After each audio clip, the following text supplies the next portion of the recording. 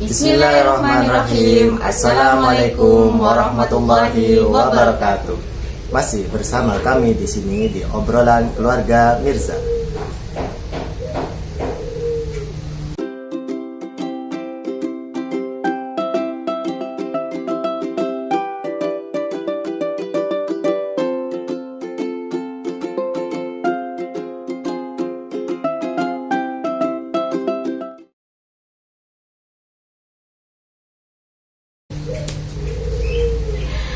Assalamualaikum, selamat pagi sahabat villa sekalian.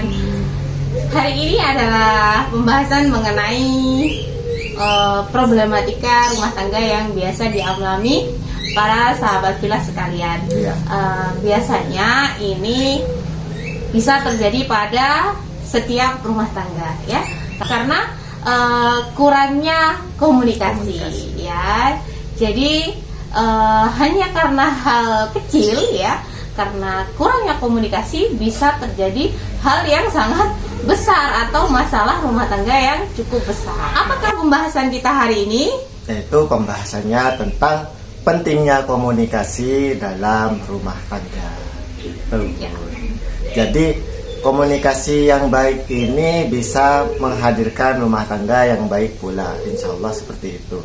Jadi sesuatu yang kita komunikasikan itu adalah wujud dari rumah tangga itu sendiri. Seperti yang Bunda tadi katakan, mungkin memang terlihat sepele ya tentang komunikasi dalam rumah tangga, tapi ada beberapa masalah yang bisa ditimbulkan jika komunikasi ini kurang baik, Bu.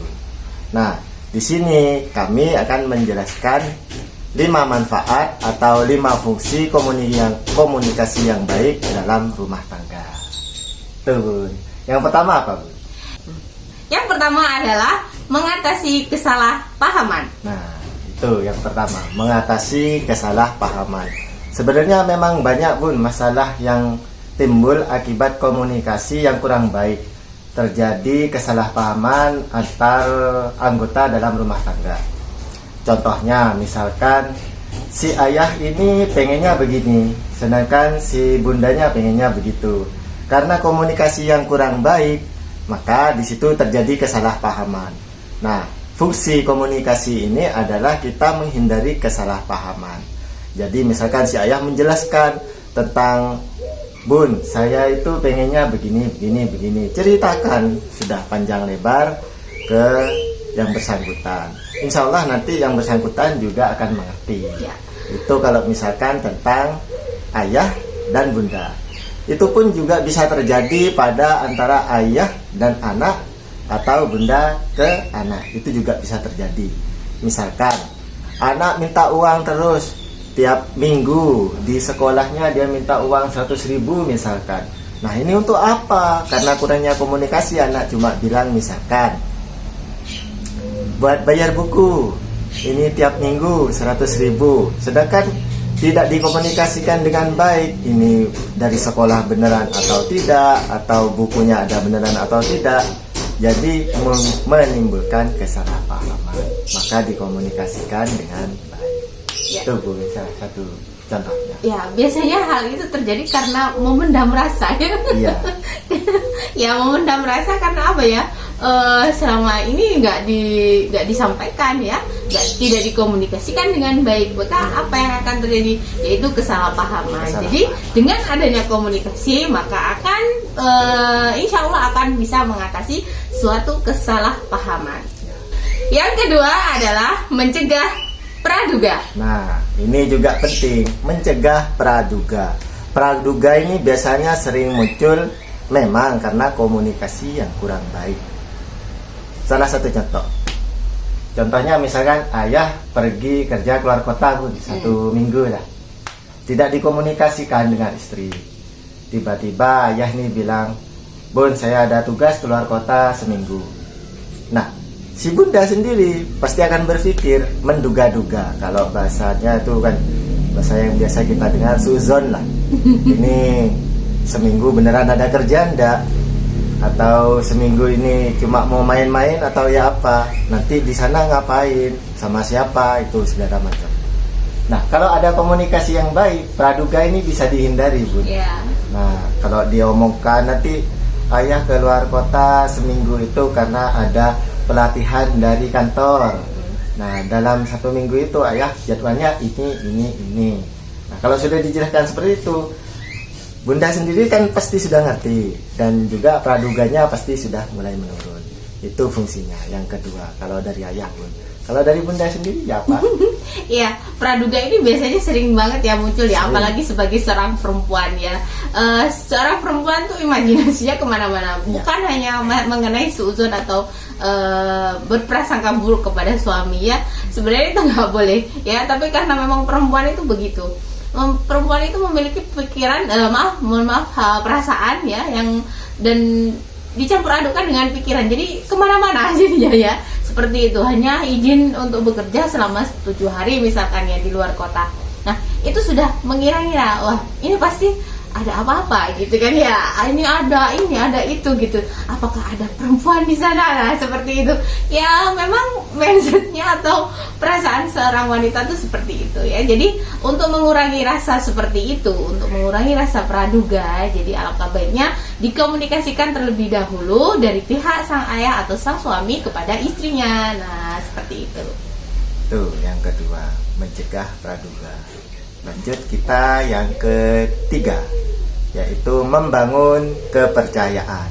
Ini Bun juga membangun kepercayaan yang dimaksud di sini dengan pasangan dalam rumah tangga itu tidak mungkin dalam sehari 2 hari itu langsung kita bisa membangun kepercayaan. Tapi dengan komunikasi yang baik, tiap hari atau tiap kita ngumpul itu sharing tentang ayah, tentang bunda, tentang anak, itu di-sharingkan. Jadi lama-kelamaan kalau kita sering bercerita, di mindsetnya si pendengar ini akan membangun kepercayaan secara sendirinya. Jadi misalkan ayah bercerita tentang ayah ini orangnya suka begini, terus nggak sukanya begini. Nanti ketika ayah sudah berbicara seperti itu, ketika ayah keluar rumah pun si bunda kan sudah tahu, oh ayah ini kalau keluar tidak kira melakukan ini, atau si ayah kalau keluar pasti sudah begini, karena sudah dibangun kepercayaannya. Dan itu tidak bisa terbentuk dari 1 atau 2 hari, Bun. Ya, jadi berjalan waktu. Memang suatu kepercayaan itu sangat sulit sekali dibangun ya, karena apa? Karena apalagi kalau sudah misalkan kita sudah mengalaminya ya, misalkan mengalami kekecewaan hati, sebenarnya memang kita jangan bertumpu pada manusia ya. Alangkah baiknya memang kita istilahnya percaya sama Allah, kita pasrahkan semuanya sama Allah, dan itu akan membuat kita kembali menerima atau istilahnya membangun kembali kepercayaan kepada sang pasangan kita atau suami atau istri. Nah, seperti itu. Jadi memang sulit sekali kalau memang sudah pernah mengalami kekecewaan dan lain sebagainya. Dan alangkah baiknya memang hal itu dimulai dari komunikasi. Itu untuk yang nomor 3. Yang selanjutnya nomor 4 adalah fungsi dari komunikasi yang baik itu mengenal lebih dalam. Mengenal lebih dalam maksudnya mengenal pasangannya lebih dalam, anaknya, atau orang di sekitarnya. Itu mengenal lebih dalam. Ya. Bisa dijelaskan, Bu? Untuk mengenal lebih dalam ini biasanya karena beberapa pasangan dari sahabat villa sekalian ini karena adanya perjodohan, kemungkinan seperti itu ya. Karena adanya mungkin baru kenal langsung sudah jodohnya ya langsung srek gitu ya, langsung menikah. Nah, itu bisa kita bangun dalam komunikasi. Jadi bisa saling mengenal di situ. Kita sharing apa kesukaan kita ya, apa kebiasaan kita pada saat itu gitu. Nah, hal-hal yang bisa dikomunikasikan itu biasanya bisa tidak hanya istilahnya pada saat kita seorang pasangan itu lagi kosong, misalkan lagi santai gitu ya, itu bisa. Cuman yang lebih afdol tuh pasangan itu berkomunikasi pada saat sebelum tidur ya. Jadi nah itu juga sebagai sunnah juga ya dari Nabi bahwa kita saling berkomunikasi atau pasangan itu berkomunikasi pada saat sebelum tidur. Nah, itu adalah waktu yang disunahkan oleh Nabi Shallallahu Alaihi Wasallam, ya.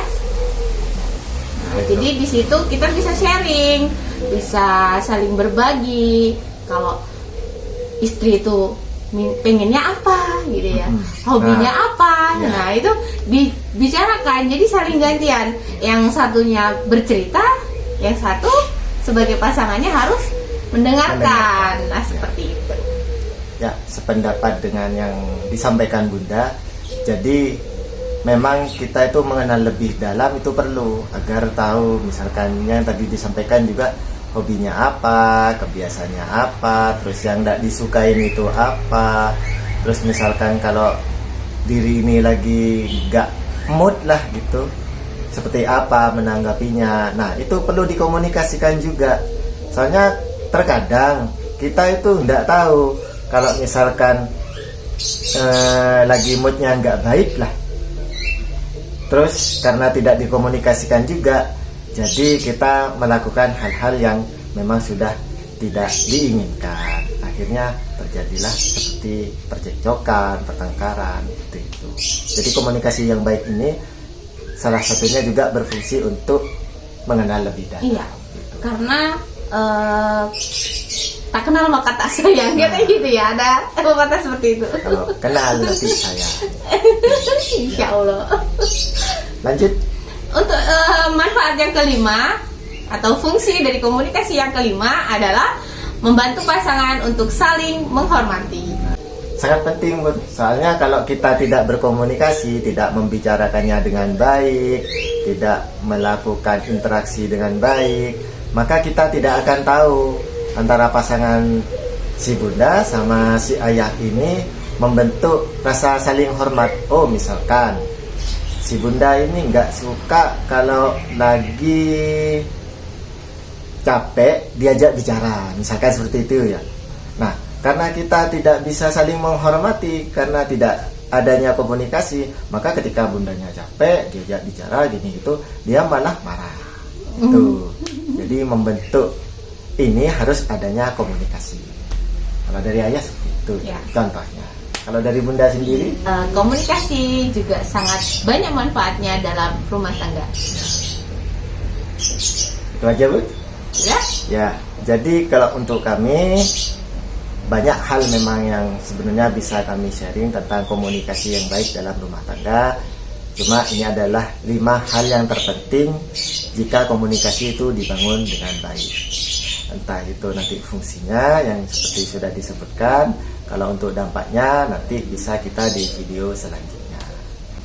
Semoga yang kami sampaikan ini bermanfaat untuk sahabat Filah sekalian. Maka kami akhiri. Wassalamualaikum warahmatullahi wabarakatuh.